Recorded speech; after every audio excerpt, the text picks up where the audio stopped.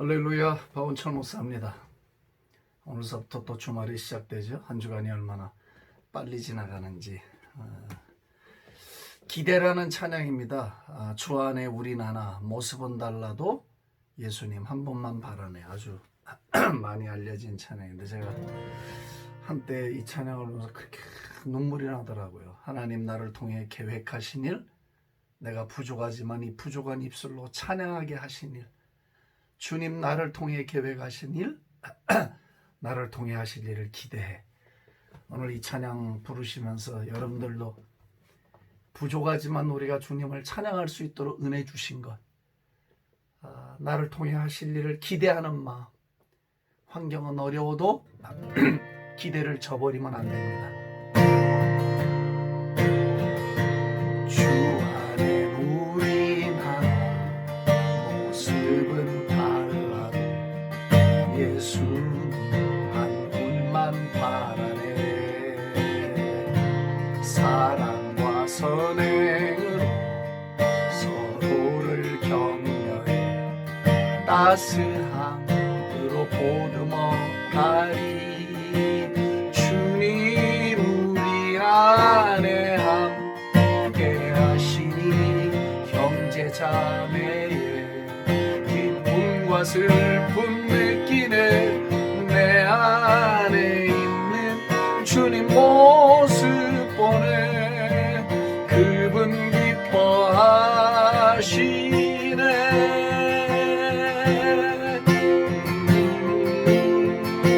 주님 우릴 통해 계획하시니 부족한 입술로 찬양하게 하시니.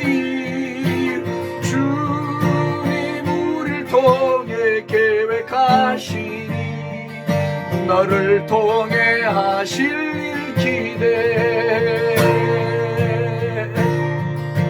주 안에 우린 하나, 모습은 달라도 예수 한 분만 바라네. 사랑과 선행으로 서로를 격려해 따스함으로 보듬어 가리. 주님 우리 안에 함께 하시니 형제자매의 기쁨과 슬픔 느끼네. 내 안에 있는 주님 모습 보네. 그분 기뻐하시네.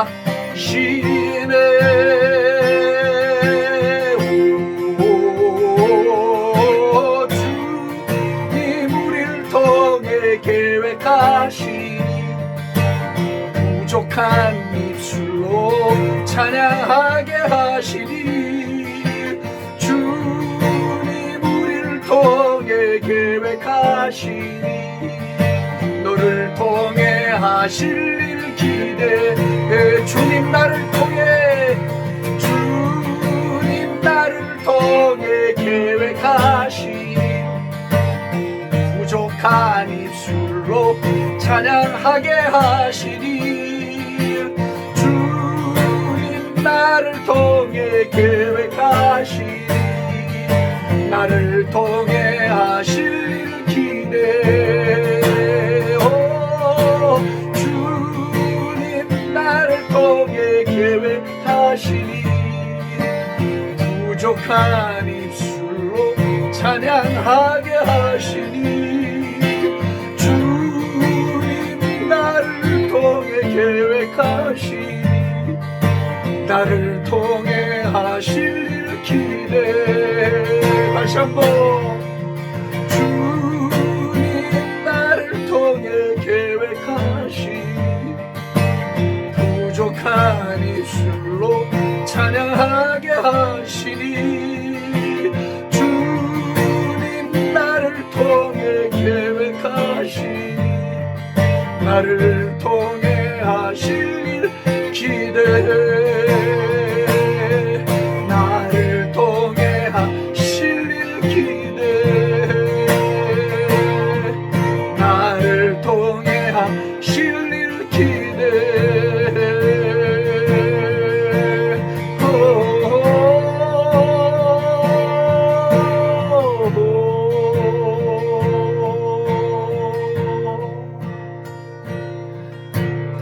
주님, 그렇습니다. 부족한 입술로 주님을 찬송하고 부족한 삶으로도 주님을 노래하고 소망을 잃지 않고 살아가도록 은혜를 베푸시는 천국의 사랑을 감사합니다. 주님, 기대합니다. 우리가 주님이 나를 통해 하실 일을 지금도 기대합니다. 우리를 통해 하실 일을 기대합니다. 절망 중에도 위로를 주시고 문 하나가 닫히면 또 새로운 문을 열어주시고 언제나 우리에게 소망의 밝은 빛을 비추어 주시는 자비로운 우리 아버지 하나님, 오늘도 우리 가운데 낭망의 영을 거두시고 슬픔의 영을 거두시고 기쁨과 소망의 영을 부어 주시옵소서. 지금도 나를 통해 일하시기를 원하시고 나를 통해 하실 일을 우리가 기대하오니 오 주여, 이 아침도 우리를 소망으로 부성케 하시고 주님을 노래하게 하옵소서. 할렐루야. 주님을 사랑합니다. 주님을 감사합니다. 모든 영광을 주께 올리고 예수님 존귀하신 이름으로 축복하며 기도합니다. 아멘.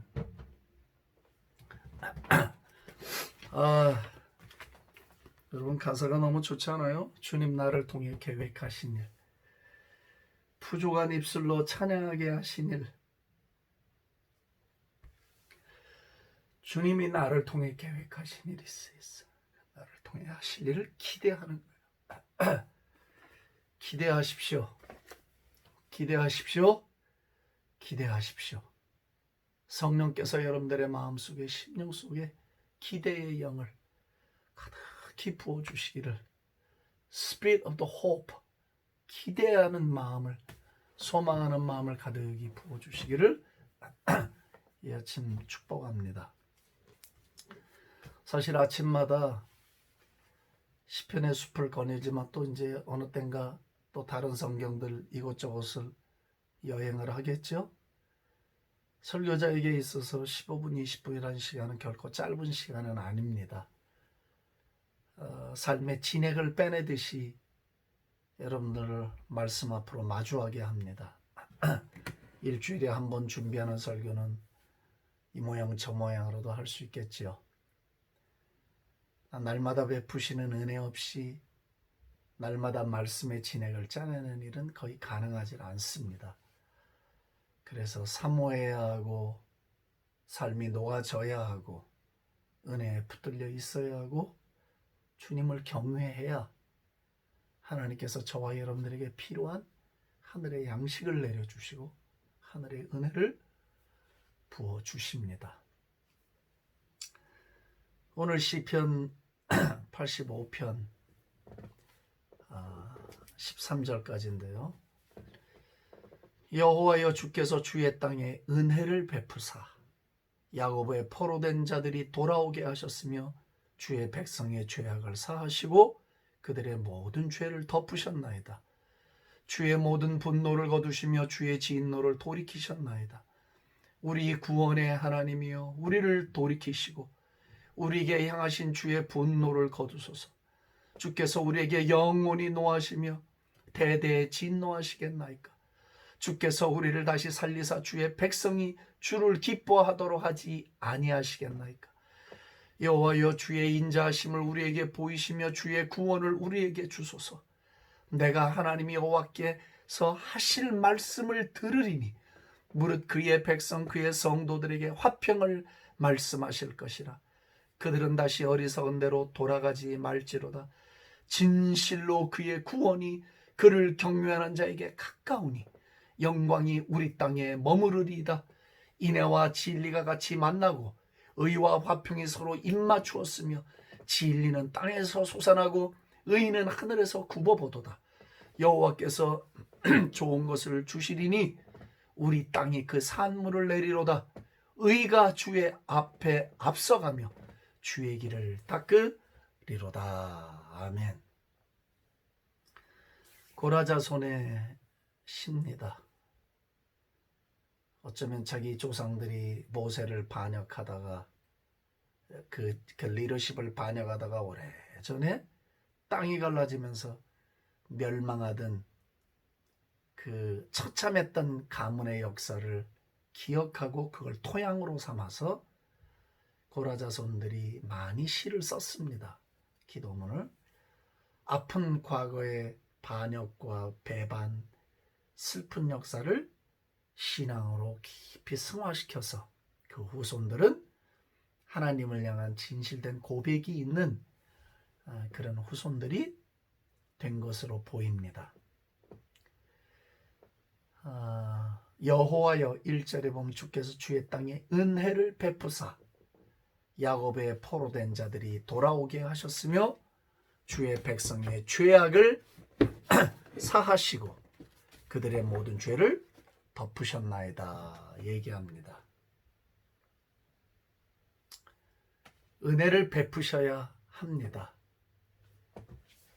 우리가 죄의 길에서 돌아서고 반역의 길에서 돌아서고 불순종의 길에서 돌아서는 일, 때로 하나님께 반역을 했더라도 돌아서서 하나님 아버지께로 돌아오고 회복되는 것은 내 의지로 되는 것은 아닙니다.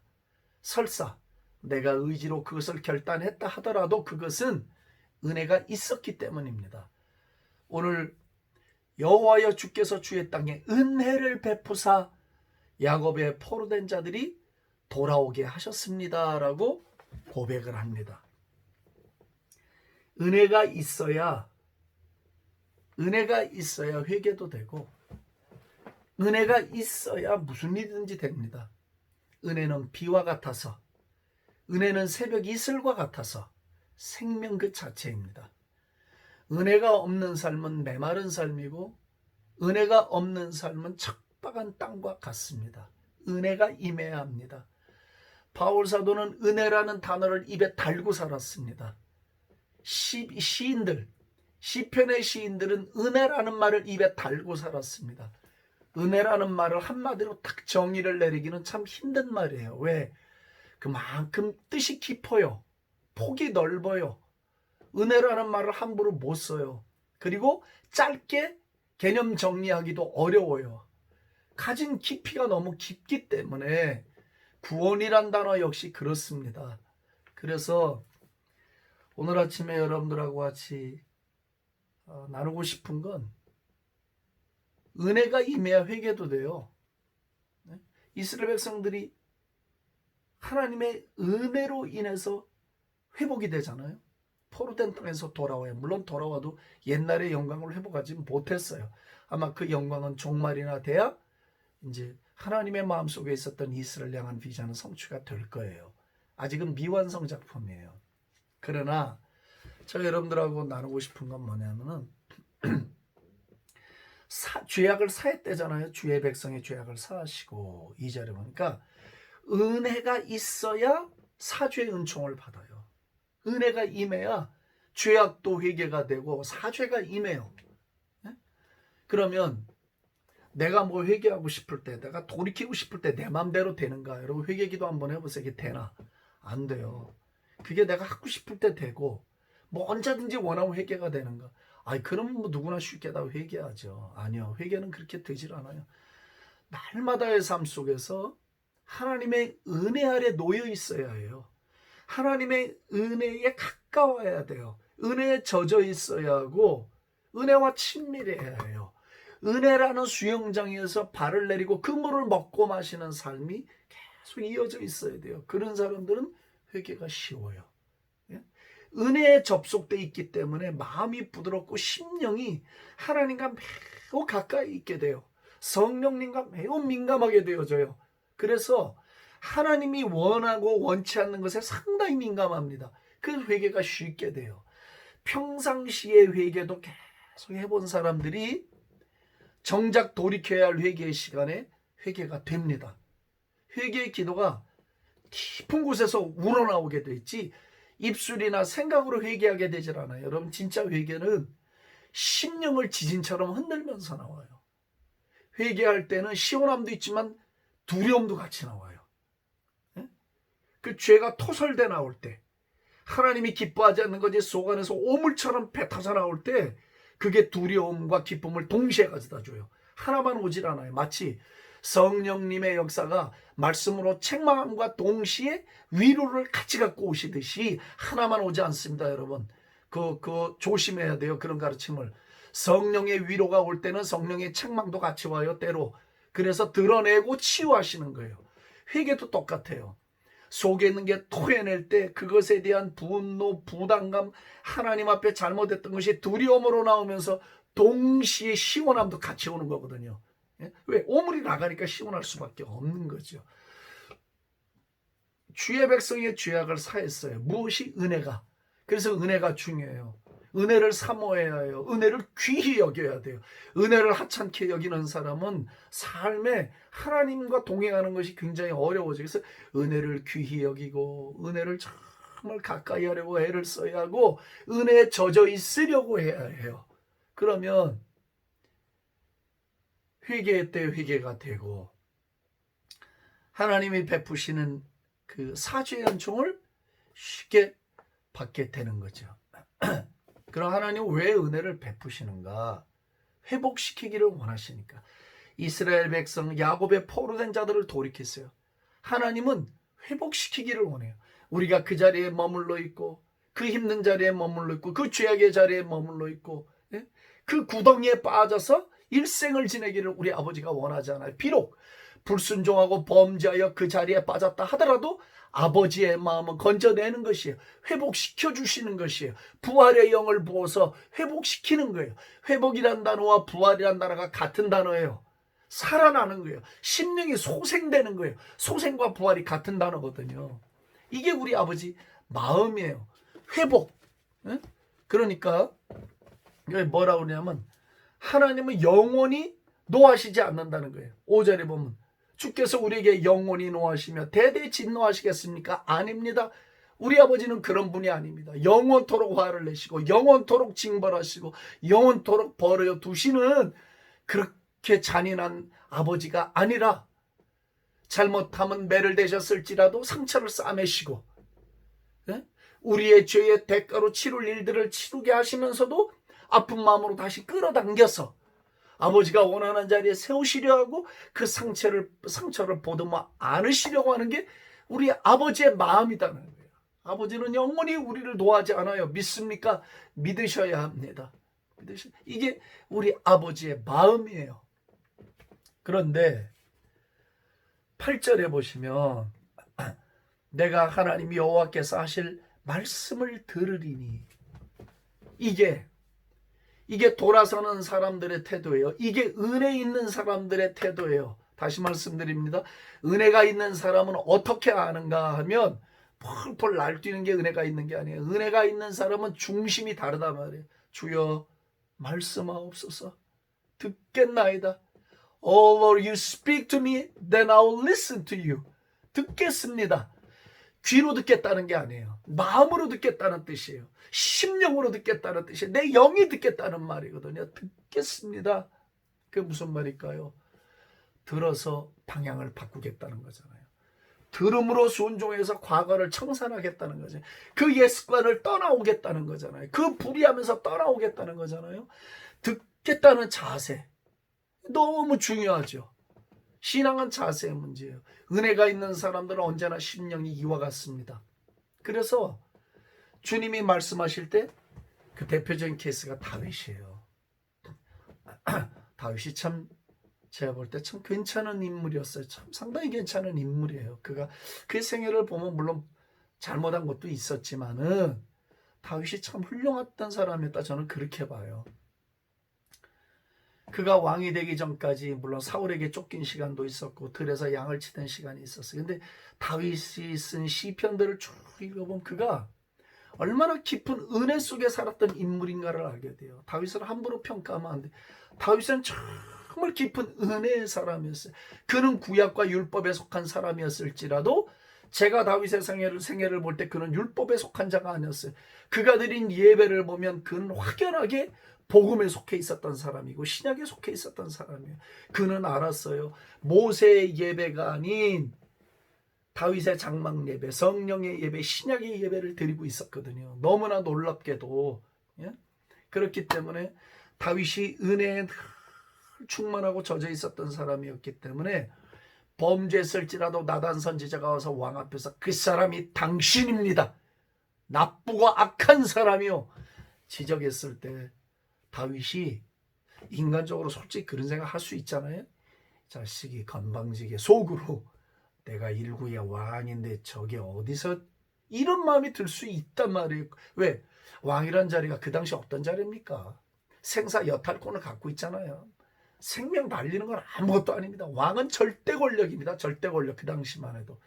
우리 조선의 역사도 그렇잖아요. 왕의 역사들이. 그런데 다윗은 정욕에 이끌려서 그런 엄청난 죄를 저질렀다 하더라도 하나님의 종이 와서 비수를 딱 들이대는 순간에 그냥 엎어져 버렸어요.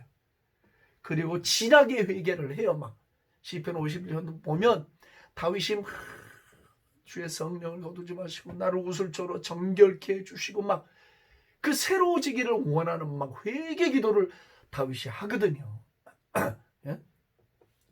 그로 인해서 죄의 대가는 스스로 다 받았지만은 그러나 다윗이 그렇게 철저하게 회개하는 마음으로 낮아지거든요.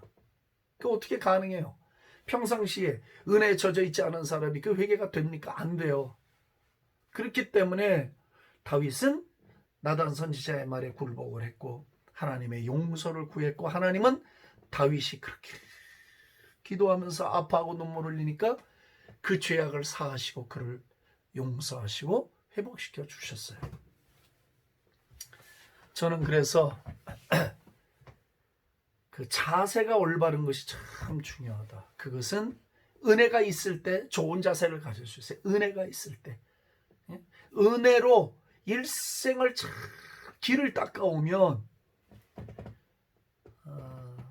이런 순간들이 올 때마다 하나님께로부터 인도함을 받게 되고 그 다음에 사주의 은총을 받게 되고 구원의 은총을 받게 되고 건짐을 받게 되고 하는 일이 벌어지게 돼요. 그러면서 11절 보시면 진리는 땅에서 솟아나고 의인은 하늘에서 굽어보고 있다. 여호와께서 좋은 것을 주시리니 우리 땅이 그 산물을 낸다 했어요. 하나님의 은혜로 죄의 사하심을 받고 회복이 되고 나면 그 다음에 진리는 땅에서 솟아나요. 뭐예요? 진실한 것은 땅에 있는 우리의 몫이에요. 그러니까 회개를 해야 된다는 거예요. 하나님의 사람들이. 왜? 거짓과 편견과 불의와 탐심과 굽어진 판결과 가난하고 어려운 자들을 불쌍히 여기지 못함과 자신의 명예와 성공을 위해서 치닫던 삶과 예? 물론 우리 목회자들도 마찬가지죠. 자신의 성공과 목회 성공을 위해서 혹시 우리가 진실되지 못한 건 없었는가? 인간적인 방편은 없었는가? 이런 것들을 다 되돌아봐야 되거든요. 가난하고 어려운 성도들을 혹시 등한히 여기지는 않았는가? 이런 하나님의 종으로서 우리는 진리, 공의가 이 땅에 있도록 살아왔는가? 그래서 회개가 필요한 거거든요. 어떻게 회개 없는 삶이 가능하겠습니까? 나는 어떻게 다 잘하고 나는 다 완벽하고 나는 다 성화된 삶을 살 수가 있겠습니까? 그런 사람은 지구상에 한 명도 없습니다. 겉으로는 죄가 보이지 않아도 마음속에 있는 죄악들을 하나님은 아시고 있어요. 우리의 동기를 알아요. 우리의 생각을 아시고 있어요. 깊은 곳에 숨겨져 있는 DNA 비밀까지 우리 하나님은 다 아시잖아요. 그러니까 진리는 땅에서 솟아나. 진실하게 사는 건 우리 몫이에요. 하나님의 말씀대로 진실하게 거짓 없이 사심 없이 하나님의 뜻에 순종하고 살아가는 것을, 그래서 공의를 이 땅에 이루는 건 우리 몫이에요. 그리고 의인은 하늘에서 굽어봐요. 하나님의 의인은 하늘에서 내려와요. 우리가 이 땅에서 진실을 행하고 이 땅에서 바르게 살고 하나님의 규례와 명령을 순종하면서 살아갈 때 하나님의 의가 하늘에서 부어지는 거예요. 이 땅에 공의가 사라지고 진실이 사라져버리면 하나님의 의가 나타나지를 않아요. 하늘문이 논문처럼 막혀버려요. 딱딱한 하늘이 돼서 은혜의 비가 내리지 않는 거죠. 그래서 우리가 진리는 땅에서 나와요. 그렇게 될 때 여호와께서 좋은 것을 주시리니 우리 땅이 산물을 내리로다. 경제가 회복되고 삶이 풍요로워지고 하나님의 은혜에 의한 복이 임하게 된다는 것이에요. 오늘 하나님 아버지의 마음은 이런 마음입니다. 우리를 사하기를 원하셔요. 우리를 회복시키기를 원하셔요. 우리가 진실되고 진리를 쫓아 사는 삶을 원하셔요. 그렇게 할 때 하늘에서 하나님의 의가 우리에게 쏟아져 내리고 하나님의 복이 쏟아져 내려서 땅이 산물을 내고 우리에게 좋은 것을 해다 주시는 열매가 나타나게 되는 것입니다. 오늘 은혜를 사모하십시다. 은혜에 놓이기를 힘쓰십시다. 은혜를 귀히 여기십시다. 그리고 할 수만 있으면 은혜를 입에 달고 살고 은혜를 고백하고 은혜의 하나님 앞으로 나아갈 수 있기를 주님의 이름으로 축복합니다. 여러분, 남은 세월을 살아보십시오. 은혜가 얼마나 나를 지탱해주는 결정적인 원인인가를 여러분들이 알게 됩니다. 우리가 일생 다 살다가 눈을 감고 주님의 나라에 태어날 때 우리가 하는 마지막 고백이 뭔지 아세요? 아, 주님 감사합니다. 내가 살아온 모든 삶은 은총의 승리였습니다. 은혜의 승리였습니다. 주님, 내 힘도 아니었고 내 배경도 아니었고 환경이 아니었고 은혜의 승리였습니다. 은혜가 나를 이 자리까지 일생을 데려왔습니다. 그 은혜가 나를 지배해왔습니다. 그 은혜가 죄를 이기게 했고 그 은혜가 부족함에도 불구하고 이 마지막에 내가 개가를 부를 수 있게, 승리의 개가를 부를 수 있게 도와주셨습니다 라고 말을 하게 된 겁니다. 일생을 살고 난 다음에 우리가 할 수 있는 최고의 고백, 최선의 고백은 무엇이냐? Lord, 은총의 승리였습니다. Victory of the grace, 은혜의 승리였습니다. 내 의가 아니고 내 힘이 아니었습니다. 이 고백입니다. 오늘 이 고백이 여러분들 가운데도 충만하기를 우리 주님의 이름으로 축복합니다. 이 시간에 같이 한번 기도하기를 원합니다. 기도할 때 주여, 오늘도 우리가 은혜를 따라 살게 하시고 은혜에 젖어지게 하시고 은혜에 붙들리게 하시고 그래서 그 은혜로 말미암아 회개도 되고 은혜로 말미암아 우리의 삶이 돌아서게 되어지고 은혜로 말미암아 바른 삶을 살고 진리를 따라 살고 정직한 삶, 진실한 삶을 살아 하나님의 의가 빛처럼 내 삶과 우리 민족 가운데, 내 가정 가운데, 이 사회 가운데 나타나게 하시옵소서. 같이 한번 기도하겠습니다. 살아계신 아버지 하나님 감사합니다. 오늘도 시편의 말씀을 통하여 하나님이 우리에게 은혜를 베푸시길 원하고 은혜가 얼마나 중요하고 은혜 때문에 회개도 가능하고 은혜 때문에 회복이 가능하고 은혜 때문에 내 삶이 복을 받는다는 것을 알게 해주신 것을 감사합니다. 우리 하나님 아버지, 은혜가 없이 어찌 저희들이 회개하겠습니까? 은혜가 없이 어찌 우리 자신들을 되돌아보겠습니까? 은혜 없이 어떻게 우리 깊은 내면을 뒤져내겠습니까? 주의 은혜가 있어야 우리의 삶이 회복되고 은혜가 있어야 복을 받고 은혜가 있어야 돌아서고 은혜가 있어야 진실을 추구하고 진리를 추구하게 될 줄로 나는 믿습니다. 하나님의 의가 나타나서 장마비처럼 이 땅에 은혜를 내리고 내 삶에 은혜를 내리고 복을 내리시는 것, 회복의 은혜를 내리시는 것, 회복의 은총을 내리시는 것, 일생을 살고 난 다음 눈을 감을 때 주 앞에 우리가 할 수 있는 마지막 고백은 주님의 은총 때문에 이 마지막까지 승리하였습니다. 내가 신앙 붙들고 여기까지 온 것은 은총의 결과입니다라고 말하는 자리까지 우리를 인도해 주옵소서. 오늘도 우리를 붙드시는 주의 은혜를 감사합니다. 찬송합니다. 은혜를 찬송합니다. 모든 영광을 주께 올리고 예수님 존귀하신 이름으로 기도합니다. 아멘. 축복합니다.